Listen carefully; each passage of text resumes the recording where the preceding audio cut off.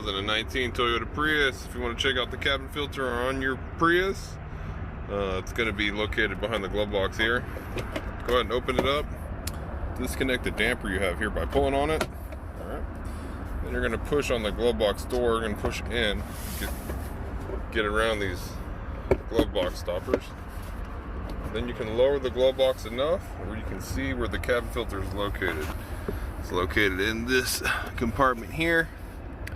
To get inside the compartment, all we're going to need to do is, on your right side, pull towards you. Okay, squeeze and pull towards you. These little things right here. Okay, these little tabs that you have here. And then you can pull the whole door off like that. Your filter is going to be right up in this thing. Alright. When you look at this one's pretty new, so we're not going to replace it. But this whole cartridge will come out. And you can just pull the element right out of it and replace it.